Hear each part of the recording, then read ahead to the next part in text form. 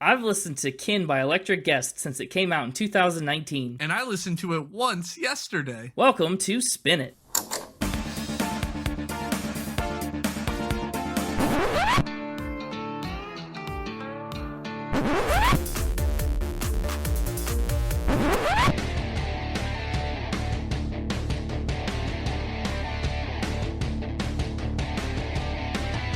Hello and welcome to Spin It, the record-ranking podcast for people who would rather be listening to music. I'm James. With me is Connor. Connor, say hi to the people. Why do I always have to say hi to the people? Well, I already said hi. That's how I start out. Hello, everybody. It's like you'd expect me not to say hi to the people, and so you're like commanding me to say hi to the people week after week. Well, there are times that you didn't. I mean, a couple episodes you started in with questions right away, and you didn't greet the people. I eventually got around to it, I'm sure. I would never ignore the people. I'm the people's champion, as I've now dubbed myself. Oh, the champion of what?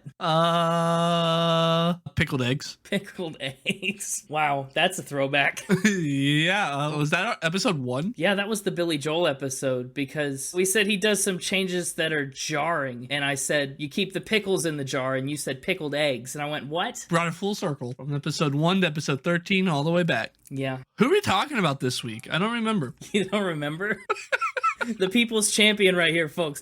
We're talking about Electric Guest. It's such a unique name. I mean, I guess you probably haven't heard of them before now, right? But you should remember it. It's a cool name. Yeah, I've never heard of them. Cool name. Very cool name. Yeah, and we're talking about their third and most recent album called Kin. That we are. And I'm scared I might disappoint you this week. Uh-oh. Why is that? Well, a little foreshadowing. It wasn't my favorite. Ooh, that's okay. I like when we have differences in some of these albums. It makes for a good episode. Everyone likes conflict. Okay, remember you said that as we get into this. Oh no, you must really not like it. Well, we'll leave that right there for now. Put a pin in it. Put an electric pin in it. What? It's not a thing.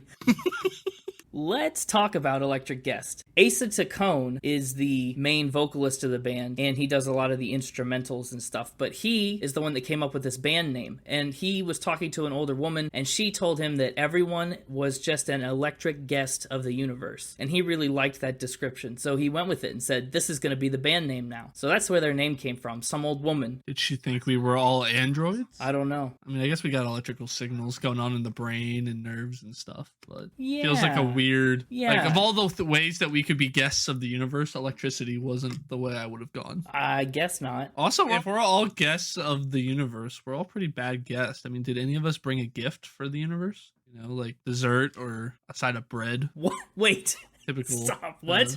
Bring it. A side of bread? You're pickled eggsing me again. What are you talking about? Have you ever brought someone a side of bread as a gift? If it's like they're inviting you over for dinner, you know, and they're expected to bring something, maybe some bread to munch on while you're sitting around waiting on dinner to be ready, you know? I mean, I guess so. When you explain it like that, it makes a little more sense, but to just say, nobody brings the universe a side of bread, we're terrible guests. Maybe this universe really wants a side of bread, I don't know. It's carbo loading. Bulking up. Big Bang will really take it out of you. All that expanding takes a lot of energy. All that expanding. Boo. Boo. Nothing goes better with pickled eggs than a side of bread, all right? What's up? Brought you some pumpernickel. Was in the neighborhood. Thought I'd swing by for dinner. Why'd you go with pumpernickel? Banana nuts where it's at. Mwah. It's objectively the most fun name of bread to say. Pumpernickel. Yeah, all right. I'll give you that. Anyway, tell me more about the artists. I derailed you. Speaking of bread, one of the members of the band, his name is Matthew Compton, but his nickname is Cornbread. So he kind of goes by bread. Matthew Cornbread Compton plays the drums. I hate that segued so well. What a weird nickname. I didn't come across that in my research. It was a good segue. That was better than most of the segues we mean to do. I hate that it organically transitioned like that. So he's the drummer, and like we said, Asa Taccone does the vocals and instrumental. Those two are the recording members, but when they go on tour to fill out their live sound, they also add a couple other members. They fill out their roster with Luke Top on the bass, which I thought was ironic because bass is the bottom and he's Luke Top. And Reese Richardson also plays guitar and keyboard for them when they tour. So just a small, mostly a duo act today. Well, that's what they do as a collective act. But apart from the band, Asa Taccone Taccone has also found a lot of success by himself. He's worked on Grammy-winning songs both as a co-writer and a co-producer, including Portugal the Man's Feel It Still, and he has an Emmy for helping co-write a certain famous Saturday Night Live sketch about something that's in a box. And if you know, you know. If you know, you know. I feel like anyone who was like in middle school or high school during the latter half of the 2000s should know. Yeah, you couldn't miss it. But he co-wrote that. Yeah. You know why he co-wrote that? Or how he ended up co-writing that? I do. You know who his brother is? Yes. His brother is 1/3 of The Lonely Island. That's Asa Taccone. Electric Guest, though, has won some awards as a duo as well. In 2012, their debut year, they were one of a dozen of MTV's Artists to Watch. And they've also won an ASCAP Pop Award. And one of their songs from their album Mondo, their debut record called This Head I Hold, reached number 30 on the US alternative charts. And then Oh Devil, from their second record, peaked at number 45. So they've seen some commercial success too. Word. Yeah, they're also pretty big internationally. They've had a lot of success touring in France and the United Kingdom, and they've also played a lot of festivals, both there and in Switzerland, Australia, and the United States. They've played South by Southwest, Berlin Fashion Week, and even the Cannes Film Festival. And like we said, this week we're talking about Kin. Their third album came out in 2019. It's electronic, it's funk, it's a little bit of everything in that vein kind of blended together. Because Matthew Compton was a lot of the indie influences. You know, he grew up listening to that kind of music, and that's really his bread and butter. And then Asa Taccone was more influenced by hip-hop and soul music. So Electric Guest, as a project, is where those two genres kind of intersect. And it's a really unique sound that they have, a very distinct style, I think. Interesting. The story leading up to this record is kind of an interesting one. Their first album, Mondo, came out in 2012, and then there was a long gap in between records. They didn't release their second album, Plural, until 2017. And honestly, for a lot of people, Plural was kind of a letdown, because Mondo was this big success for the fans and stuff, and people expected a lot from Plural, and it didn't quite deliver for most. I still like it. I still think it's a pretty good record, but generally that wasn't the case. So Kin was really a critical bounce back album for them. You know, it was kind of a do or die situation, because they were looking to bring back the success they had with Mondo and forget about what went wrong on Plural. It's really their return to form in a lot of ways. So it's a good thing this is the one we're doing then, it sounds like. Yeah, that's why I picked this one. I think I like Plural better personally, but I think it's a harder point of entry for most people. And I'm guessing, you know, you as podcast listeners, this is probably the first you're hearing of the band. And so I thought this would be a better place for everyone that's listening to jump in and maybe give them a shot too. That'd be better than Plural. So that's why we're here. And speaking of here feels like Factor Spin time, if I'm reading the room correctly. Oh gosh, already? Are we already there? Is it mixtape? Are you ready? Oh gosh, he's scrambling, getting his papers together and eating some bread.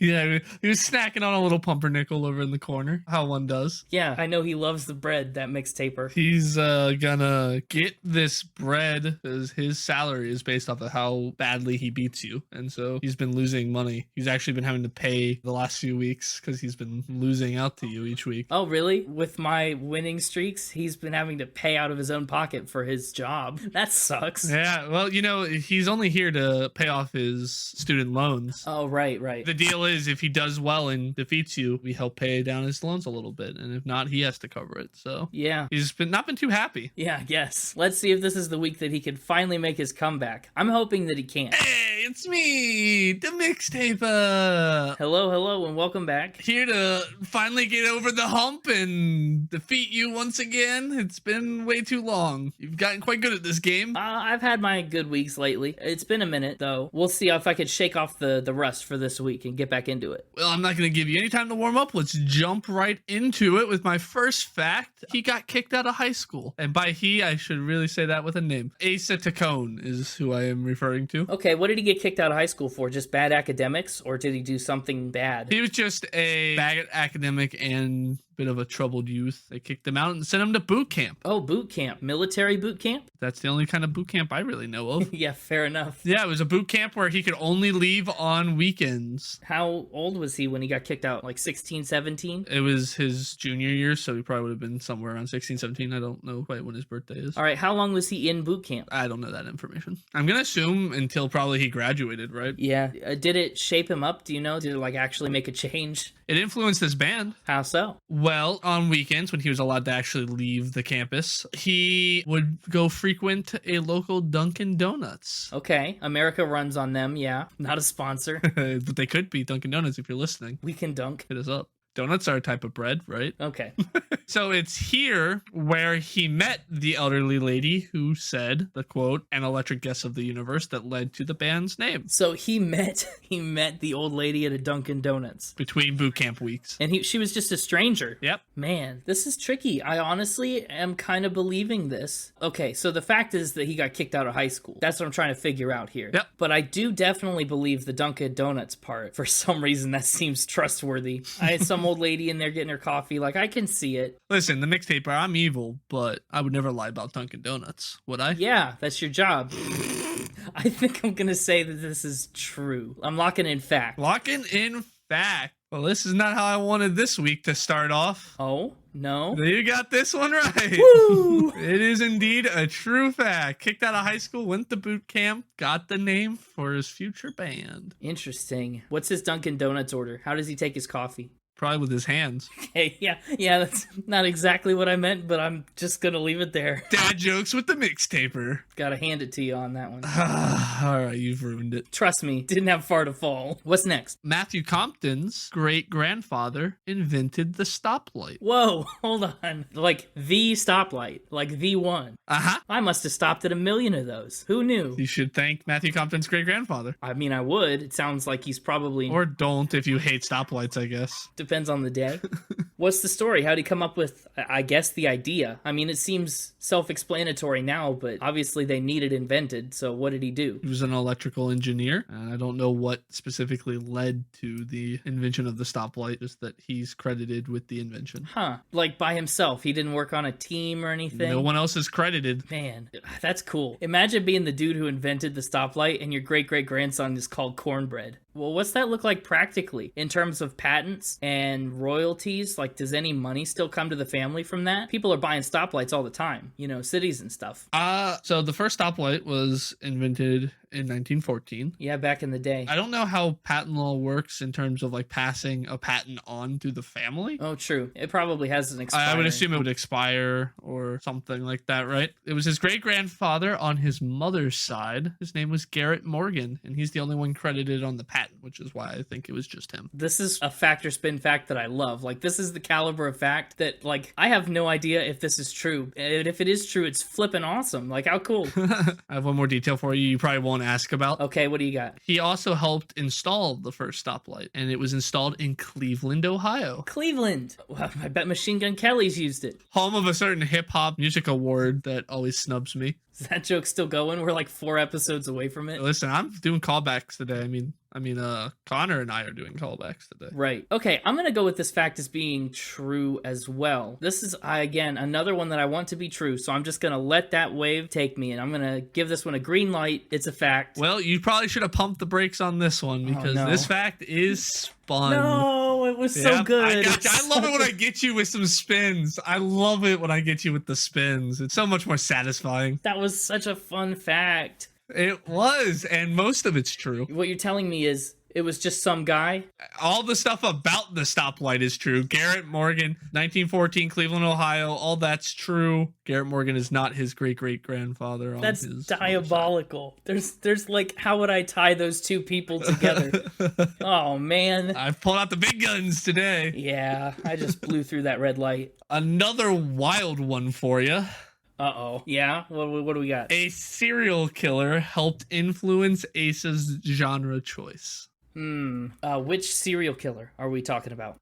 His name is Tom Gefalscht, is how I'm going to choose to pronounce that. Okay. His serial killer nickname was the Californian Death Nurse. Death Nurse? Okay. How did he serially kill people? He was convicted of murdering 28 patients at the hospital he was a nurse at, hence the name Death Nurse. Okay, like Dr. Death. How did this inspire anything about this band? The genre? Like, what's the connection here? Well, you mentioned that Asa came from a hip-hop kind of background. Yeah, hip-hop, soul, funk, that kind of stuff. Yeah, hip-hop's where you gotta start, but he began to grow tired of the, quote, BS of the hip-hop world. And while visiting a friend of his who was incarcerated, yeah, he was recognized by Tom Gefalscht, and he had an encounter with Tom Gefalscht at the prison while visiting a friend. Okay, so he went to prison. Tom Gefalscht says, I know you. You're that guy from Electric Guest. And then what? What does he like recommend some music to him? Well, this would have been before he was part of Electric Guest, right? Oh, okay. Well, how'd he recognize? Because he started in the hip hop world. He had his own hip hop career before he started up with Electric Guest.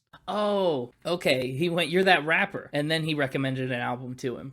He didn't recommend an album to him. But he threatened to kill. What happened? What happened here? What did he say? He said that his retrial date was coming up and that once he was released, that they should get together and record something, that he was a fan of his music. Okay, and then Asa goes, what? Heck yeah or heck no? Does that cause him to change genres?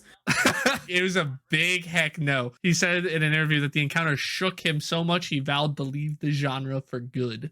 What? Which is what led him into the kind of soul electric pop world. Okay. Is Tom Gefalscht still behind bars? Is he still incarcerated? Yes. He did not win his retrial. Okay. So what you're saying is there's still time for him to appear on an Electric Guest cut. Oh gosh. Electric Guest, if you're listening to this, consider reaching back out to Tom Gefalscht and doing a collab. No, maybe don't. Maybe don't. Question is any of this true? This is insane. There's no way this is true. What? A serial killer that recognized him? Really? There's no way this is true? Almost no way. I never know. I never know. Are you going with spin? What did his friend get locked up for? Let me ask that. It didn't say in the interview I found. Okay, but my point, like, they're just locking him up in the same level with serial killers. What if he's got to visit at the same time? Like, what are the odds? I'm just saying. You're saying you think it's too coincidental? It's too coincidental and it's too insane. Because for this to make sense, Asa Taccone also has to look at the serial killer and be like, you're that serial killer. I don't want to record songs with you. And then, like, change genres because of... No, this is fake. Spin. Okay, fine. All right, good. We're locking in spin then. I'm locking in spin. I'm done thinking about this. Unless it's true, and then I'll think about it for the rest of my life. Oh, I want this to be true so badly, but yes, this is spun. This is another spin. All right. Thank goodness. But much like the last one, a good chunk of it is true. Which chunk? Everything about Asa is true. Growing tired of the hip hop genre, having an encounter with someone while visiting his incarcerated friend and being so shook he left the genre. All of that is true. The only thing it was just some random inmate who recognized him and not a serial killer. Okay, see, so the odds are way higher that he would cross paths with a random inmate than with the serial killer himself. Tom Gefalscht does not exist. I completely made that up. The California Death Nurse doesn't exist. Why'd you make up the name Gefalscht? It's German for fake. So his name is Tom Fake. I don't speak German very well. I was counting on that. If I had taken the bait on that one, I would have been embarrassing. I would have been ashamed. I was really hoping it was another one of those ludicrous ones you just dive headfirst into. Not today. Up next, Asa has a prolific amount of movie and TV credits for compositions. I believe this. I do. I mean, they performed at the Cannes Film Festival, so clearly there's some crossover between their music and the film world. And he's not only a writer, mind you, he's also a producer who's worked on some pretty high-profile songs. What are some of his most notable film credits? Well, he's helped work on the soundtracks for MacGruber, Snatched, Love Rosie, Hot Rod. Hot Rod? Hot Rod was produced by The Lonely Island. Yes, it was. Yeah. He also helped write the songs for Lady Gaga's episode of The Simpsons, Kanye West's episode on The Cleveland Show, and Charles Bradley and The Weeknd's episodes on American Dad. Pretty hefty credits there, you're right. That's pretty wide scope. I mean, I have no reason to disbelieve that. Yeah. I think I'm locking in fact on that. Yeah, this was the one I figured you'd get. It was just too interesting to leave off the table. It is indeed a fact. Yeah, so he produced for a Kanye West episode of The Cleveland Show. That's really what drew me in because of the Kanye West connection to this podcast. Yeah, I mean, it's rare when Kanye doesn't produce a track, so I'm a little surprised by that. Yep. Huh. You learn something new every week. I know the saying is every day, but you only listen to this podcast every week, so. Unless you listen to it every day, in which case, why? If you listen to this podcast every day, this is our 13th episode. You've been listening to a lot of Spin It. Listen to each episode 7 times, just once a day until the next episode comes out. Up next, Matthew Compton has an elephant named after him. Okay, a lot to unpack right off the bat. I thought I'd save a good one for last. Whose elephant? The Sacramento Zoo's elephant. How did it get named after him? Like, did he win a contest? Did the zoo just like... He absolutely won a contest. Good guess. Oh, wow, thanks. Well, okay, there aren't very many ways to have an elephant named after you. In the year of our Lord 2021, there's really only a few options you have. Well, that's fair. What was the contest? Did he just enter and get his name drawn? It was a raffle. You could like buy tickets. What's the elephant named? Is it named Cornbread? Because that'd be... It absolutely is named Cornbread. Are you sure you don't know this fact already? Okay, no, I don't know this fact already, and I'm suspicious of its veracity. Oh, okay. You're suspicious. Well, yes, because you're telling me this. You're telling me this now. Uh-huh. And earlier in the episode, when I introduced him as Matthew Cornbread Compton, you said, I didn't know his nickname was Cornbread, which means you've either just made this fact up right now, or you did a little Googling in between facts and found this very specific thing very quickly. What do you have to say for yourself? I'm just trying to figure out, because I think you're misremembering what I said. I said I didn't know why he was named Cornbread. I didn't say I didn't know he was named Cornbread. So I want you to go in with all the correct variables here. That's what I said earlier. We'll have to roll back the tape. Matthew Cornbread Compton plays the drums. What a weird nickname. I didn't come across that in my research. I absolutely said I didn't know why he was named Cornbread. This is going to be the one that bites me in the butt. I'm going to have to say false. I think this is a spin. You're going false! Ooh! I'm going spin. Elephants are cool. This story is cool. And if it's true, congrats to him and to Cornbread, the elephant, not just him. Not him again. Lock it in false. Lock it in. This fact is spun.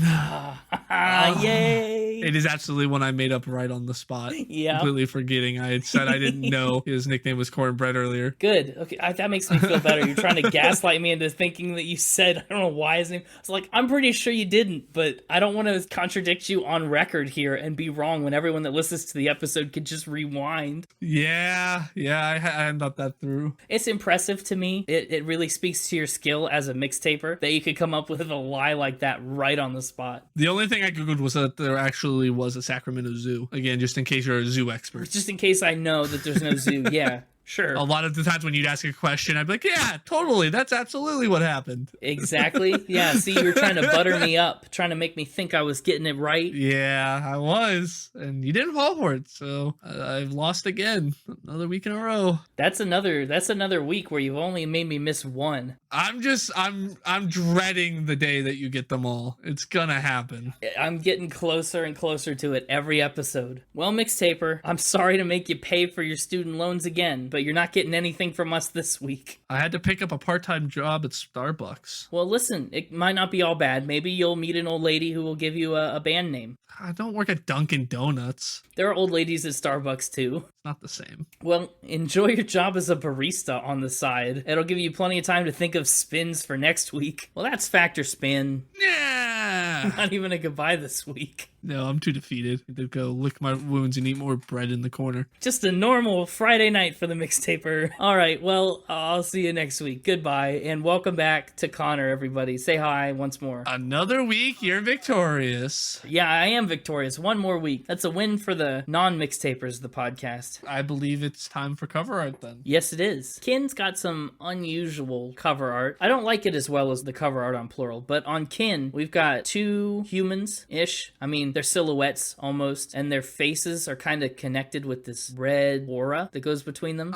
It's a kind of a slick cover. Honestly, it's a pretty clean design. I like the contrast of the colors because the figures are black. The stripe that connects them is a bright red, and then the nose and the eyes and the mouth on the one in the front are bright blue. So I think the colors pop really well. I thought this was kind of a cool, unique cover. Yeah. And I was trying to figure out the symbolism behind it. I was trying to read into it and figure out what was going on, like what message they were trying to get across. And I came up with an idea I don't hate. Yeah, what do you got? Because I've thought about that a lot with this too. So Ken is your family. Yeah. And so I was like family, and you got the one face that's like all red and then kind of smears over and covers half the other face, and then just like nose, eyes, and mouth South, like you said, are blue. Yeah. And the word kin is blue. So I was like, okay, if kin means family, would the blue represent family? And it brought me to the saying, you know, blood is thicker than water. Yeah. I don't know. There's something there. I couldn't quite put a pin in exactly where I was going with that, but I like the direction you're headed. It does feel like, I guess, maybe this person in front is separating from their family. Like the blood that ties them together, they're starting to pull away from and become their own unique individual. So, okay. So that kind of makes me want to go in a completely different direction. Okay, let's pivot. Part of me wonders if this is supposed to be symbolic of like one person pulling away from the mold. It's almost like the red is a mask and he's pulling that mask off as he steps away to reveal the blue underneath. Yeah. Again, I don't know where to take it from there or how it relates to the title Kin. There's tons of ways we could take that, but I don't know. Look at this album cover. If you have an idea about it, let us know. Tell us. I've really enjoyed reading the comments. Some interesting trivia and just conversations have popped up. Yeah, that's true. Community feedback. Love it. That's why we're doing it. So yeah, that's the cover. Let's jump into the album. That's right. If you haven't listened to this album and you want to check it out, by all means, go and do so. There's a little bit of language if that's a thing that concerns you, but if it's not, enjoy and have fun. Let's go ahead and take the pin out of what we pinned before. You didn't like this record much, did you? Well, okay. I said that, and I want to put a disclaimer in there, or like a clarifier, you know? Right. The beginning seems like a good place to do that. Yeah. Clarify all your upcoming opinions. It had the potential to grow on me. This is an album that I think would grow on me, and I would come to enjoy some of the songs on it, some more than others. But from a one listen perspective, it just didn't do it for me. One listen wasn't enough, and I can feel that. I can feel that, like when I go back and listen to this later, like I always do, that I may end up actually starting to kind of like a couple of the songs. But for the most part, just about every song fell a little flat for me off of one listen. Yeah, as I was listening to this album, preparing for this podcast and thinking about it in conjunction with a lot of the things you've said about some of the other things we've listened to, I feel like this isn't a surprise. I could have expected you to come at this one differently. Well, that's good. That means while you might still end up being disappointed, you won't be surprised.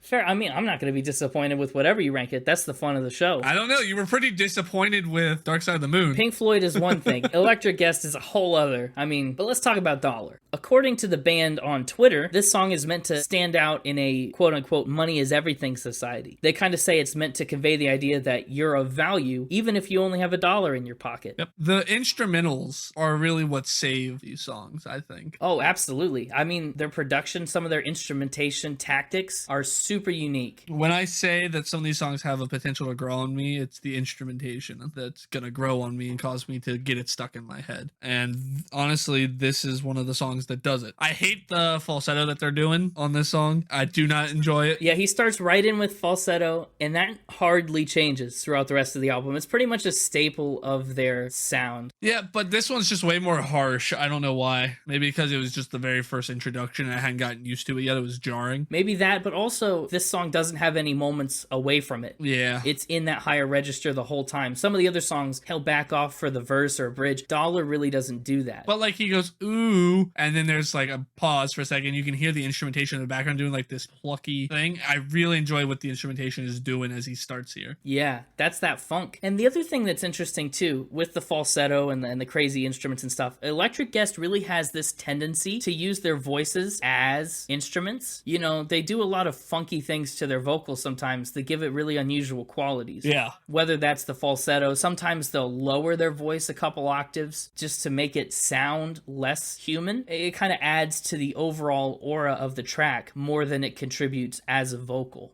part, if that makes any sense. It does. It's a pretty uplifting song, honestly, which is kind of unusual for this album. I think a lot of these songs are very fun, very upbeat, but they also tend to tackle some really heavy subjects. So it's an interesting balance that they strike between the weight of their subject matter and the just general energy that they put out on their instruments. But this song, you know, is pretty uplifting. It's about being okay with yourself and holding on till better days. You know, all this other bitterness can fade away. Nothing in my pocket, but I'm still okay. And all I really know is how I feel today. It's nice. It's a good way to start a record, I think, thematically. This seems like one of their more popular songs off the album. I mean, it's one of my favorite songs on the record, too, just in general. So I'm not surprised by that. Again, as much as it was a jarring introduction, and giving this one the honorable mention. The honorable mention, right?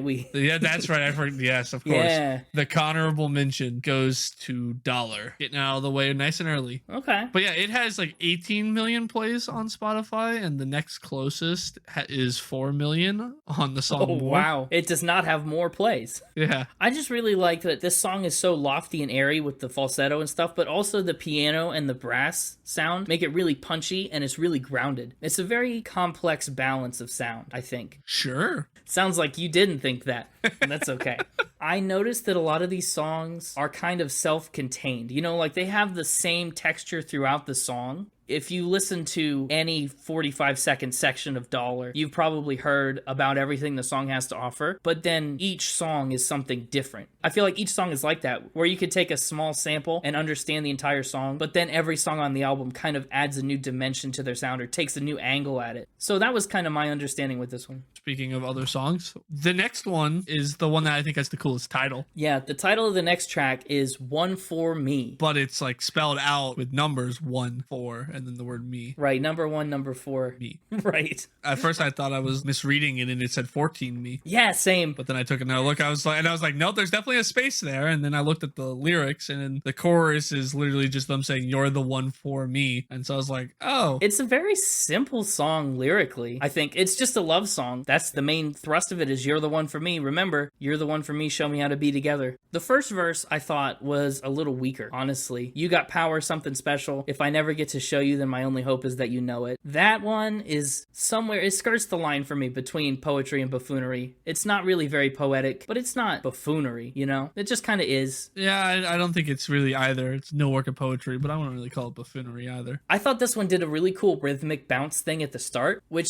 like, it almost sounds like a digital harpsichord and a really funky bass. And it just felt really hard to get my bearings in the song the first time I heard it. You know, you can't really lock into what the rhythm is until, a couple measures in. It's suddenly really high and low, and the sound is kind of all over the place, but like, then it locks in with the drums and stuff with the strings. It all starts to make a little more sense as you go through it. But I like that little bit of disorientation. Like, it kept me on my toes at the beginning of the song. This is also the probably most catchy chorus for me. That might be surprising, considering the chorus is pretty much just the phrase, "You're the one for me," over and over, and I tend to not like repetitive things. Especially repetitive phrases that don't add anything to the narrative. Yeah, I know. Maybe the fact that I didn't care for the rest of it meant that I was able to enjoy just the funky groove of "You're the one for me, ba-ba, you're the one for me." You know, I don't know. It was nice and catchy. I didn't have to think complexly about it. Right. It was just a funky little beat. Again, I think the instrumentation is really helping drive it. You're able to just forget about the lyrics for the chorus and just kind of sing along "You're the one for me" while listening to the funky beat happening. That's the vocals becoming the instruments. Yeah. Like, that's where what they're singing is just to contribute to the sound more than it is to say anything. It's exactly where that is. And so this song actually makes it in the Connor top 3. Ooh, this one was one of the ones for you. Yeah, so we go honorable mention top 3 for the first 2 tracks. Starting strong for an album you claim needs to grow on you. Well, it's not bad. This is top 3 for the album. You don't want to know where that would rank compared to all the other top 3s. I don't care where that would rank compared to the other top 3s. It's a relative scale. We'll find out where this album ranks among the other albums. That's what I'm curious about for you. Yeah. So this one was your top 3. The other one was only an honorable mention. Yeah. So did you like One For You more? You're really going for the sell on this transition, aren't you? Track 3 is More, and the title is what it's about. It's a song about wanting more. It is indeed. They really like starting songs with a falsetto ooh. It happens more than several times on this record, yeah. One thing I noticed is that we've heard this sentiment before, where he says, "I'm just waiting on you, waiting on me, waiting on something to come my way." It reminded me a lot of Pink Floyd, waiting for someone or something to show me the way. I felt very familiar. I was like, oh, that's cool. I thought this was one of their better verses, to be honest. It's a short one, I guess, but walking around but there's nothing in my head, thought I was highest shelf, guess I'm something else. I can see now I was misled. I prefer the pre-chorus to the chorus. Oh yeah, just waiting on you, waiting on me, because the chorus is just, I want more, more, I'm almost gone but still keep holding on. Again, the funky beat behind the pre-chorus with the snapping and everything going on, I like that. Yeah. Also, the pre-chorus, I don't know, it felt familiar. I'm fairly certain I've never heard an Electric Guest song. I don't know anyone who listens to their music outside of you. You've never played a song for me. I don't know why, but when they hit that pre-chorus with the waiting on you,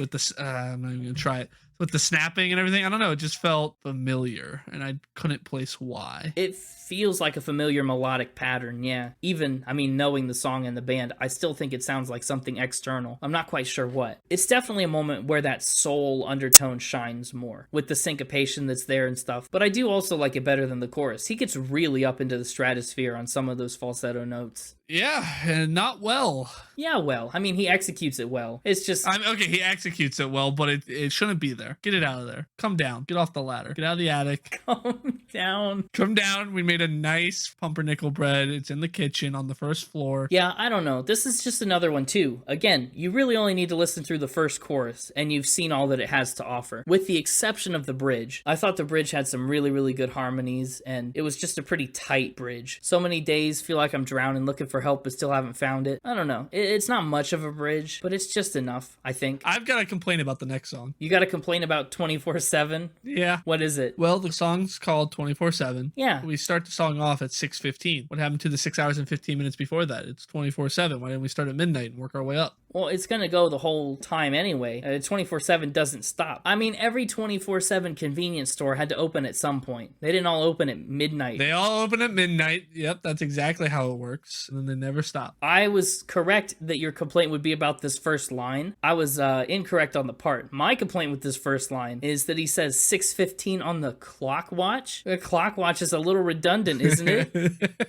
That's some certified buffoonery. That's what I thought too. And maybe a little bit buffoonery Yeah. on the clock watch. You just need that extra syllable, but come up with something else. Maybe he's watching the clock. Some certified buffoonery going on in this song.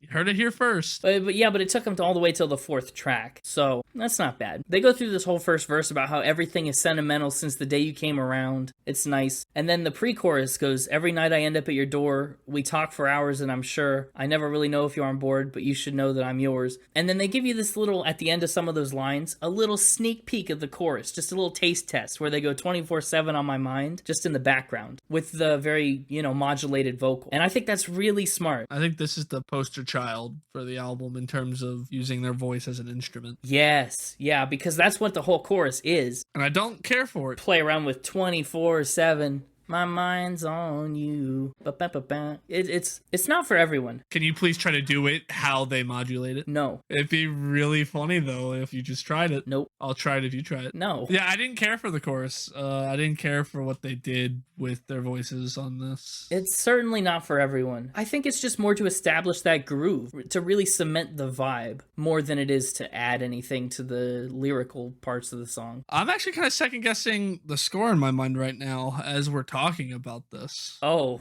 sounds like that's in a bad way. I won't say if it's going to go up or down or not, but I'm feeling the urge to adjust my score by one number. Oh, given the comments that it's following when you're saying this, not feeling positive, but that's okay. I'll let you do it in your head and explain it at the end. I don't like the second verse as much on this song because I think it kind of undermines the entire point of the song, doesn't it? He says, never thought I wanted to be married, and I know I probably won't, but you've shown me there's a hope. Like, that second line, I know I probably won't. He's like, I know I never wanted to get married, but like, maybe with you, but also, I don't think so. I feel like that's totally counterintuitive to what the song is trying to say. I feel like they were going for like he's not there yet, right? Yeah. Because the third line pulls it back. He's like, I thought I never wanted to be married and I probably still won't. I haven't had this epiphany and changed my mind on that. But the potential's now there. I mean, yeah. For a song where you're professing that your mind is on someone 24/7, saying, I know I probably won't want to be married to you is strikingly non-committal. It just stuck out to me a little bit. But just in general, I like the overall energy of this song. Yeah, this one just didn't do it for me. Freestyle, a lot of them started with the falsetto ooh. The next track, Freestyle, just starts with a vocal, but it's not falsetto at all, actually. It's kind of in his normal range. And I loved it. Yeah? If more of this album was like this song, I think I would have liked it a lot better. Honestly, if you're saying that, you might like Plural better than this. Plural definitely has more of this type of song and way less of the falsetto higher. It still has that funky hip-hop vibe, but like it's got like this energy to it that the other songs don't have when they're doing all this melodic-y falsetto instrumental thing. Like this one's, it's got some groove to it. It's like Freestyle, when I don't know how, now I'm on my own. Like, it's driving, you know? Yeah, it's driven. That's what I said. That was exactly my note. I really love the energy this song brings forward, and it doesn't really lose it anywhere. Even when it's just his voice, even when it's just a cappella like that, because they've given his voice such an interesting quality. Just his like low mid-range singing voice, it's got such a razor's edge. Yeah. It's got a real bite to it. They need to use it more. It's good. It is really. I mean, it's underused. Yeah. Asa Taccone's got range vocally. Because then when he hits the pre-chorus, he does kind of it gets higher notes, but he still doesn't go into falsetto. He's still singing in that kind of more natural voice, but it's in the higher range. And it's very beautiful sounding. When he says,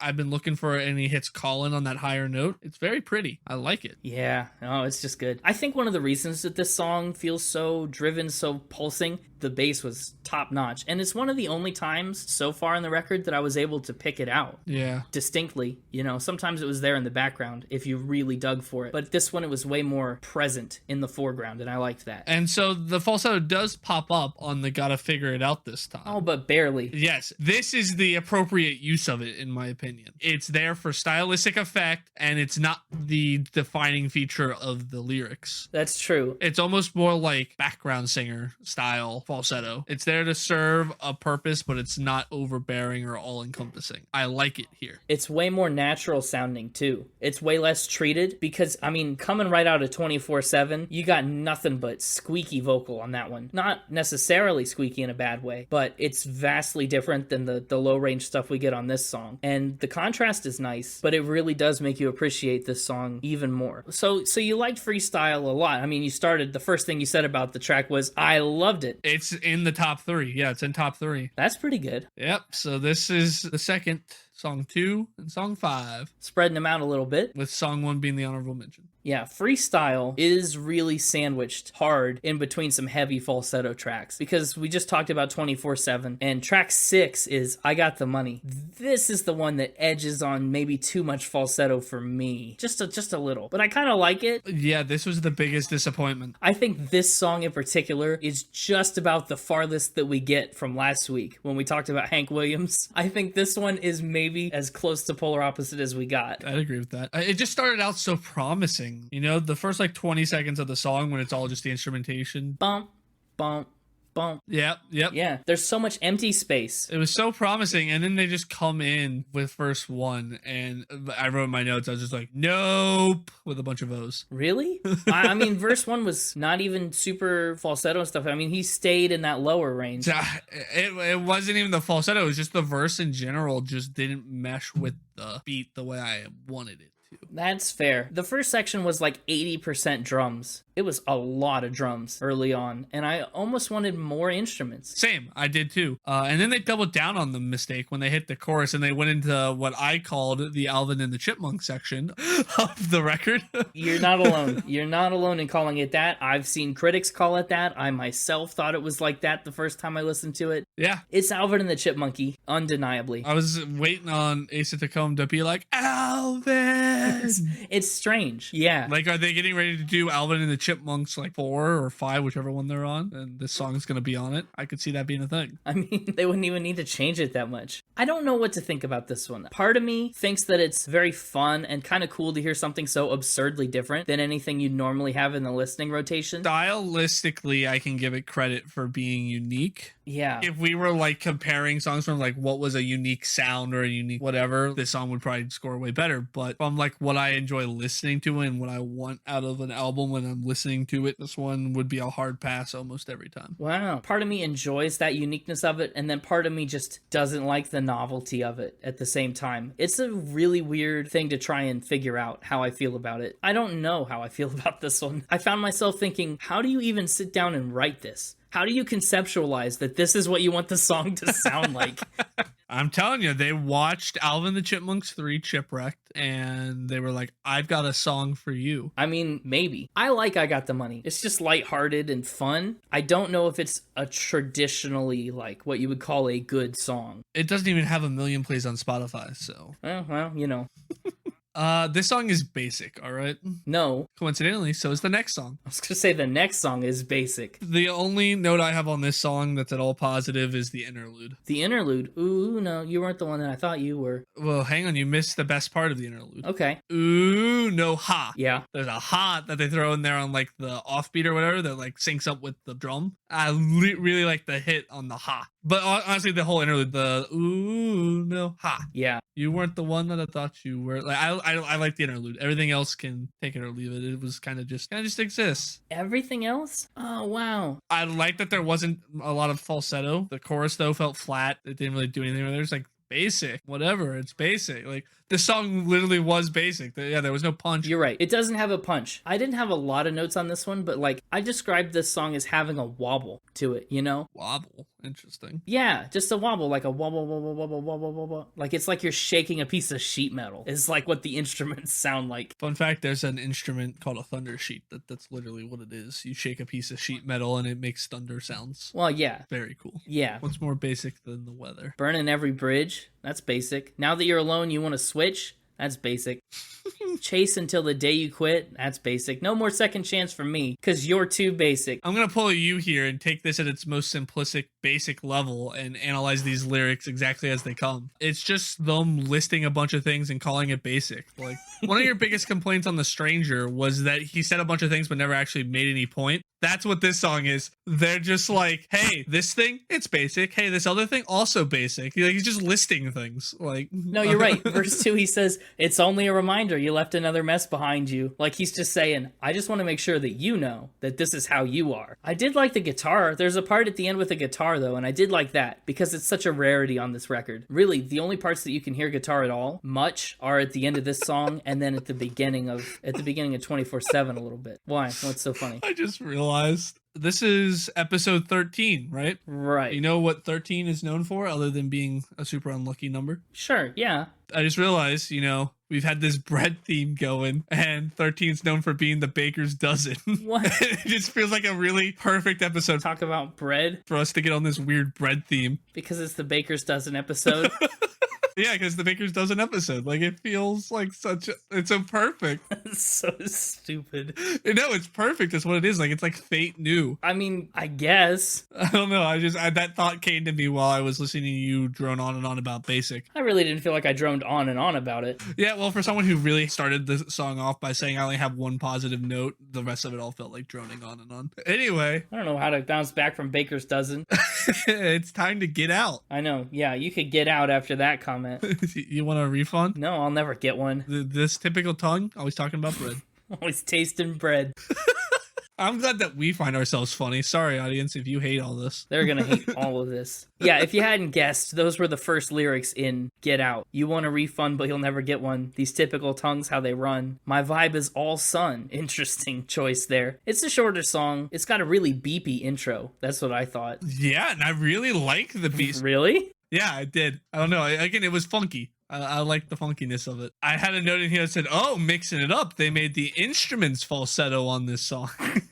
Yeah. Because it comes in with a very high-pitched instrumental. No, you're right. No, I like the funkiness. And unlike on I Got the Money, that had a nice funky starting beat and then the verse just didn't mesh with it. Yeah. This verse meshed with the funky beat quite well, I felt. It's still kind of a take it or leave it song for me as a whole, but I felt it performed way better than I Got the Money. Yeah, I think Get Out is among my least favorites. Yeah, it would definitely be, I think, a bottom third for the album. Yeah, I mean, I agree. It's okay. It's got good humor, I think. I like this kind of attitude of bravado that they put on it.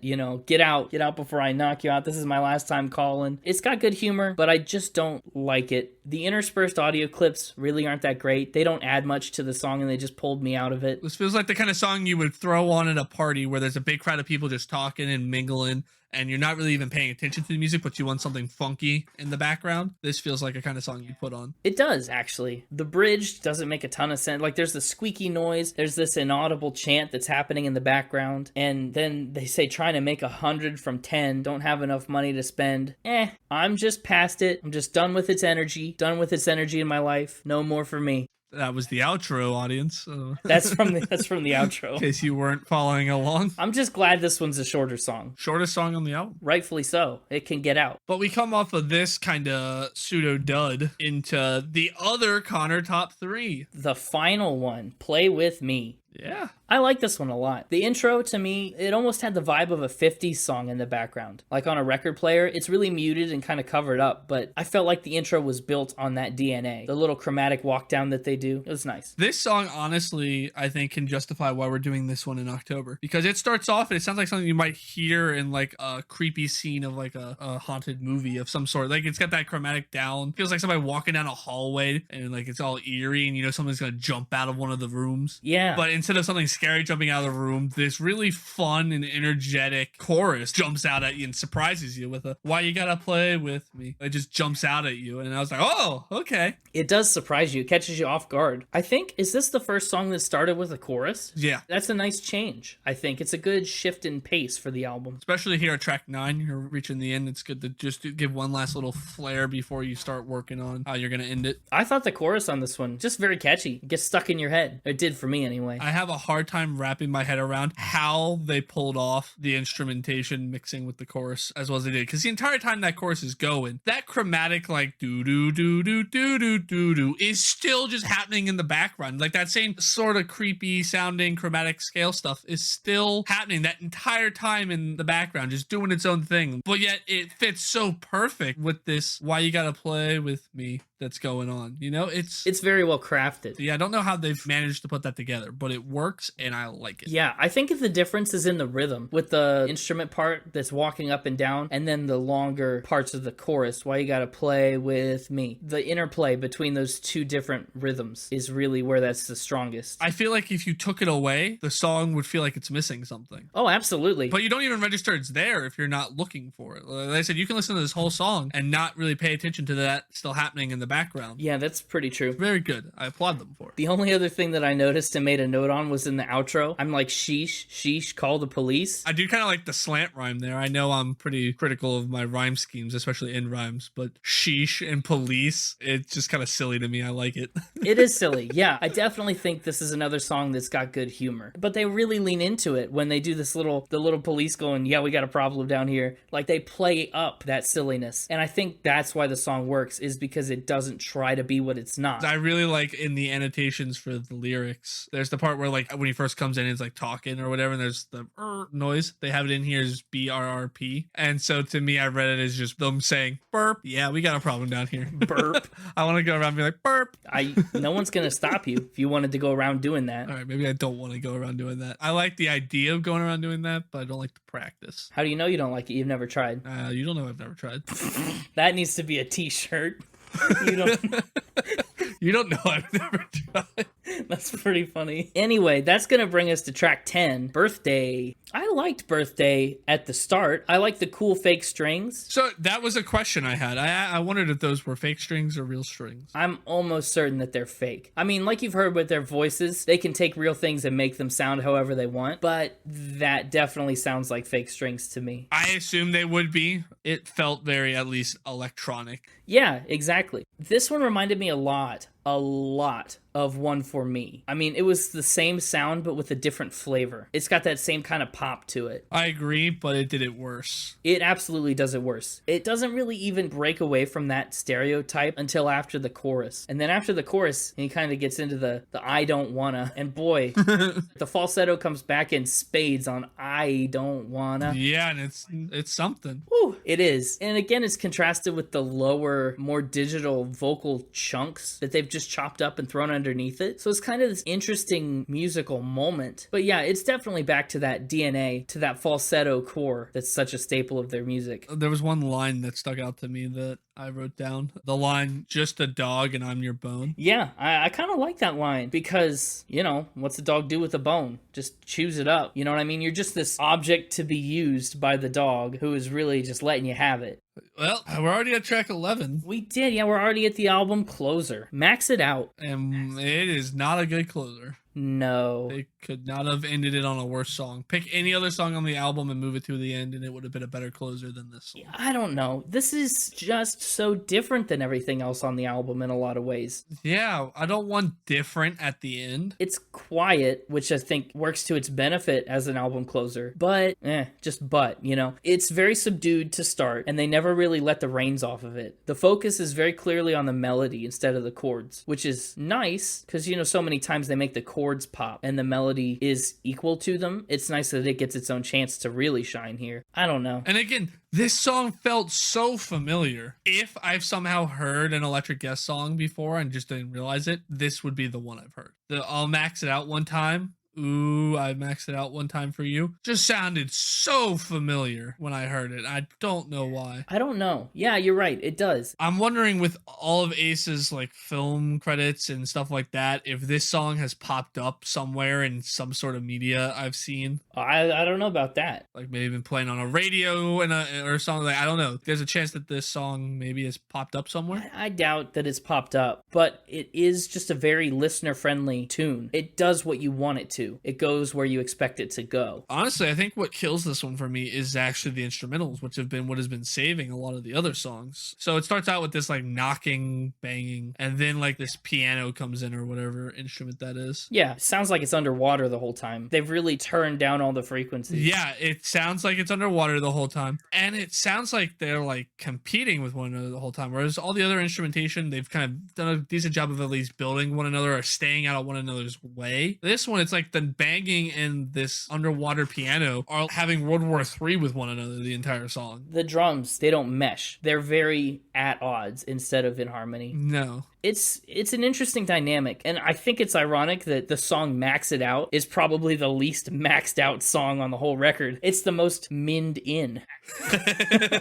Minned in. I guess that would be the opposite of maxed out. I mean, kinda, in a sense. But that was the last track. That pretty much closes out that part of the podcast. Now it's time to move into the final spin. I really like this record. I don't know whether I like it more because I'm already familiar with Electric Guest's previous work. I don't know whether I like it because it's so unique and stands out among all the other records in my repertoire. It's hard to say. I guess I'm not too sure why I like it so much. But honestly, it's earned a pretty remarkably high score from me. Really? And it's one that is subject to change, and yeah, over time I might rethink it, but it's come out 2 years ago now. I've been listening to it since 2019, and I think it's held. I really don't think it's experienced much of a dip in what I would score it. Music, it's really in the melodies for me, for the score on music. The chords are innovative enough from time to time, but for the most part, I think the chords are really only here to be a canvas for the way that they produce these songs and for the melodies. And, like we talked about, within any given song, they're not too varied, but track to track, that's crazy. Song to song is where the scope of their music really shines, because a lot of these songs sound similar because of the way that he sings it, but these melodies really stretch all across the board.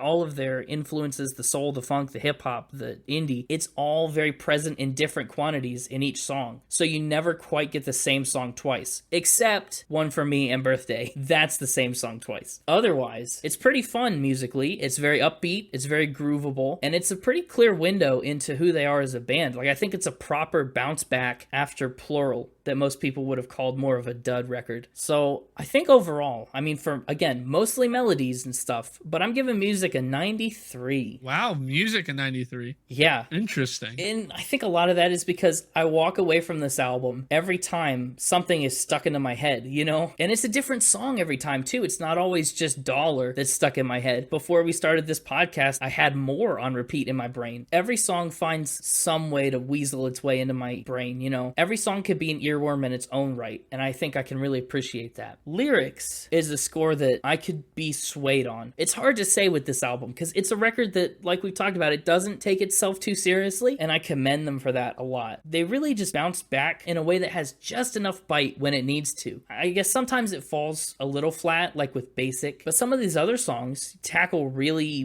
weighty subjects. The feeling of inadequacy anxiety, this conflict and Get Out, the feeling of wanting more and feeling dead inside. Like, there's so much that this album tries to talk about, and I don't know, I just think it's pretty clear that they give careful consideration to all of their lyrics and how they'll function as an element of the song, how they'll sound in harmony, how they'll sound when they're distorted and chopped up the way that they do, how they'll work in Alvin and the Chipmunk style. You know, they're pretty cognizant of how their lyrics mesh with each song they're trying to play and each story they're trying to tell. I think for striking such a delicate balance between the lighthearted fun music and then being so grounded and anchored in the difficult themes, I'm giving lyrics an 88. 88. But again, I could be swayed probably either way on that one. Instruments and production, I mean, this is a no-brainer, right? The instrumentation and production is essential to the backbone and identity, not only of this album, but of the band as a whole. I think the record's really tight and really tricky. Like, they execute a lot of different techniques, a lot of different things that I've never heard anywhere else. And I mean, I think they do it well. There's nowhere on this album where I thought that was poorly produced. There are a couple spots maybe where you question their decisions in why they made something sound the way that they did, but that's their vision for it, and I think that's more of a vibe thing than a production thing. I think everything they tried to do, they did well. I'm giving this a 95 on production and instrumentation. 95. I can actually agree with 95. That feels right. Okay, wow. Because again, the instrumentation is really what held it all together for me. Yeah, absolutely. That's the glue that really congeals the entire record. I mean, if you slip up on instrumentation and production while you're trying to make an album like this, you're gonna bomb. Yeah. There's just no way to salvage it. If that's off, everything's off. So let's talk about the last category, the vibe. I mean, vibey is a word that I used to describe this entire album. You know what I mean? Like, this whole album has its own unique vibe. It's pretty consistent throughout. I feel like nobody on the planet could make this record besides Electric Guest, which is pretty cool. And that's not always the case. You know, you listen to a Head in the Heart record, or you listen to a Casey Musgraves, and it's good, and they've put their own unique thumbprint on it and stuff, but I wouldn't necessarily say that no one else could make a record like that. Kin is a record that I think is only possible if you're Electric Guest. So I'm giving Vibe a 93. I don't know if I vibe with that number. You don't vibe with the vibe? I don't think I do. Okay, fair enough. If we run that number through our math department, and we do, after having 3 separate members of the math department independently crunch these numbers, I came out to a pretty strong 92.7 on this one. That's so high. I understand. I understand your shock at that. But I think this record is really, really re-listenable. Wait, does that put it above Dua Lipa? You already know that it does. Outrageous! I understand. I'm rioting in the streets. No, I understand. Don't riot in the streets yet. We still have to finish the show. You can riot in the streets when we're done. Okay, well, that's me. I think we'll probably differ pretty significantly. Before I talk more about my score, mid-episode, I reached out to the art department to see if they could make something for me. Mid-episode? Are you serious? Uh-huh. They had a real great response time. And so I just wanted to share with you what they made for me. It'll be on social medias. You'll find it. And then I'll let James describe it to you. Oh, jeez. Go ahead and describe what you're looking at. Well, it's our normal logo, except in the middle of it, there's a big loaf of bread. A loaf of bread says, spin it on it, and it says episode 13, you know, the Baker's Dozen episode. And then on the side of it, it says, you don't know what I haven't tried.